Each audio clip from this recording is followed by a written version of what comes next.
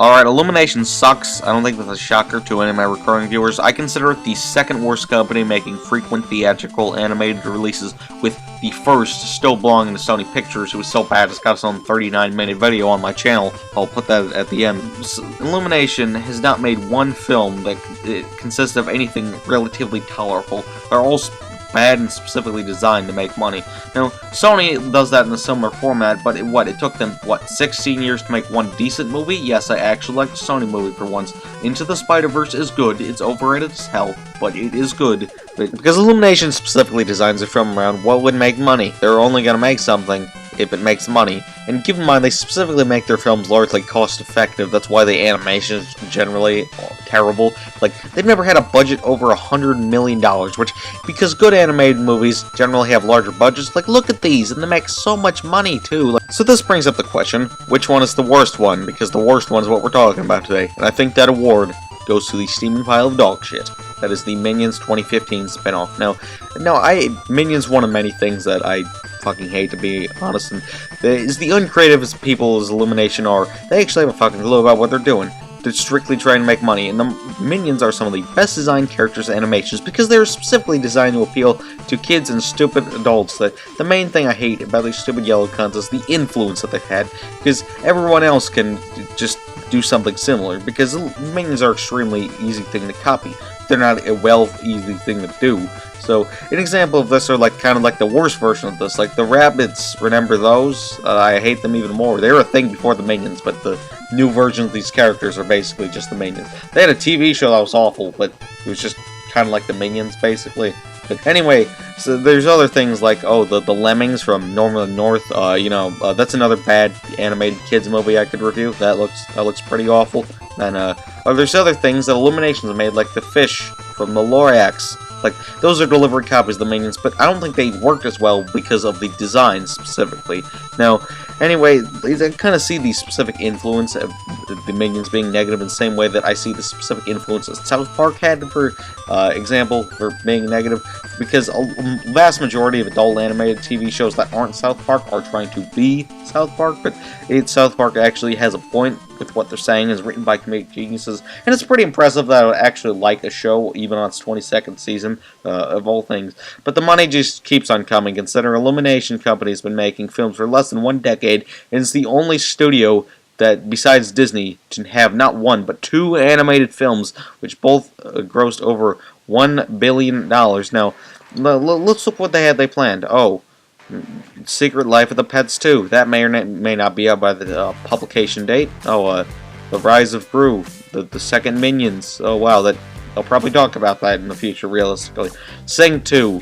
And probably everything else they ever made or are going to make 2 and 3 and 27. Like, I know this is a long-ass intro, which this movie also specifically has. Now, this movie does not understand how to properly use a narrator. It only uses it to begin and open the story. And it only does that because the Minions, well, they can't talk. Yes, they speak gibberish, but that's saying that they can't talk isn't strictly true. But you get my point. You see, short films, for example, which the characters don't talk, that are specifically silent, aren't feature length because you can only do so much with specific visual humor. That's why this did not need to be a specific movie. But anyway, yeah, money's got to be made, so of course that's why they made this. But anyway, so it establishes, the Minions, they go to every evil master or whatever, and then also I just gotta point out one thing. Okay, so when I first watched Despicable Me when Illumination was a new thing, I kinda noticed that the Minions eyes kinda stick out of their head, but the goggles are keeping their eyes in place, and you never see them without the goggles on. So would their eyes just fall out? I don't know, maybe that's just kind of my design for the specific assumption. So I guess the Minions' backstory is that they're trying to find the most evil master, but they fuck everything up every time, and then they just keep trying to find another master. And then, so we get examples of evil people in history, but the kid-friendly versions of them. So no, there's no Adolf Hitler, which would make perfect sense. Like, they would join Hitler and the Nazis, right? That would make sense. I know it's offensive, but that makes perfect sense. But anyway, it's obvious why they didn't include that, though. It's a kid's movie. But anyway, so basically they eventually just stop in Ice Cave, and then they get 3 Minions leave, and then Kevin, Stewart, and Bob, who have no personality whatsoever, just specifically designed by traits that sometimes affect the character. It's never consistent at all. But then, anyway, so they get to, like, the North Pole, I think, to New York in 1968 overnight. And then, because you know what's cool with kids nowadays? Late 60s pop culture references, like the Nixon billboard, and the protests, and these tons of weird Beatles references which don't make sense, like this one right here.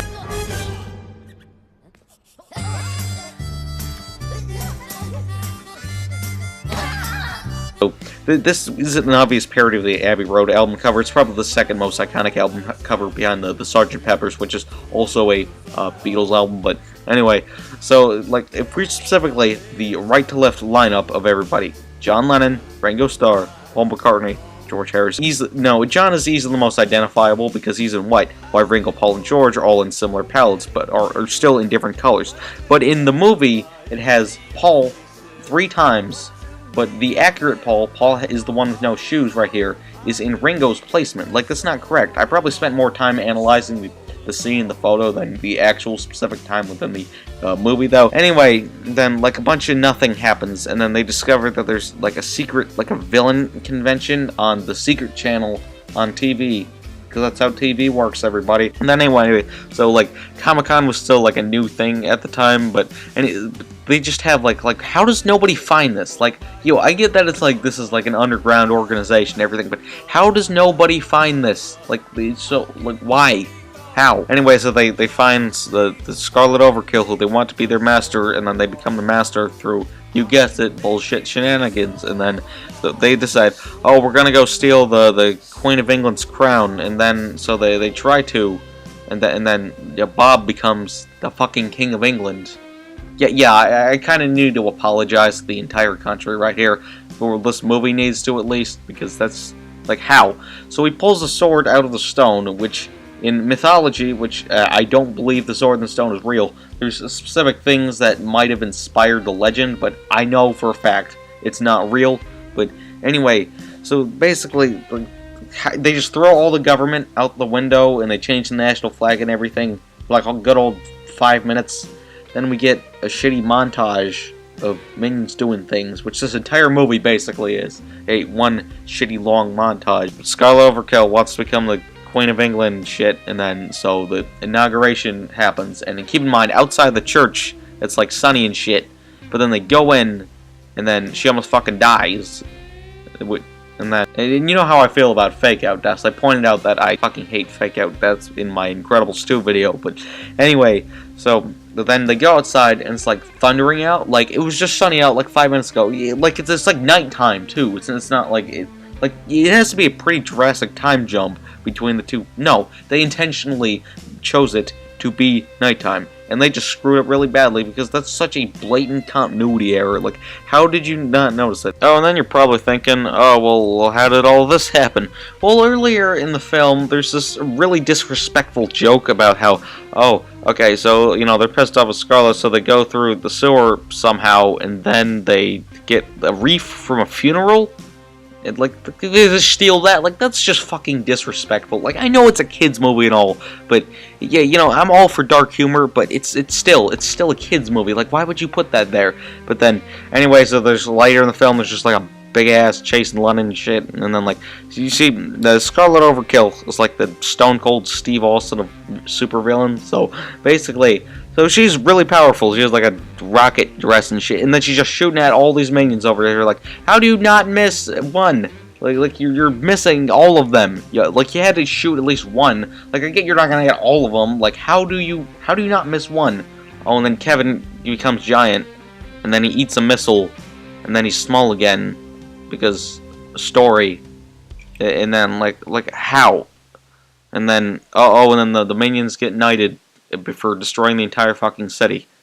And then that's the end, bitch. Like, this movie is the perfect example of what not to do when making this type of movie. Now, first of all, this movie was meant to tell us who the minions are, which, yes, it does specifically give us the personalities for each, which are incredibly inconsistent, like I pointed out earlier, and it's supposed to tell us how they started working for Crew.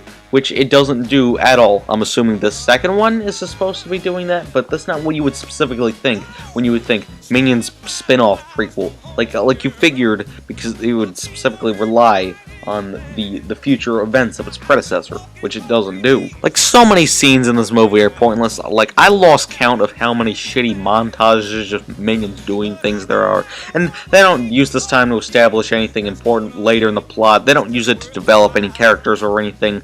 Like, there's just so many unnecessary scenes of just Minions doing things, and that's the specific goal I think Illumination had. People like the characters, they'll just do goofy shit with the characters, so everyone will like this movie. Well, I don't think that entirely worked out. It's easily the worst reviewed of the entire Despicable Me franchise, and I think it's easily the worst. I consider it the worst Illumination movie, period, but it just doesn't specifically work in what it tries to accomplish, and even if it does specifically accomplish anything, it just fails. Like, they literally forget the entire point of the movie about halfway, and then it just proceeds to Minions doing things, and it's just an hour of that is not entertaining. There's barely a plot to this movie. Yes, there's a series of events that specifically occur, which could be qualified as a plot, but I just don't consider it that much of a plot, in the same way that I consider the Emoji Movie not much of a plot either, and just characters getting into random shit.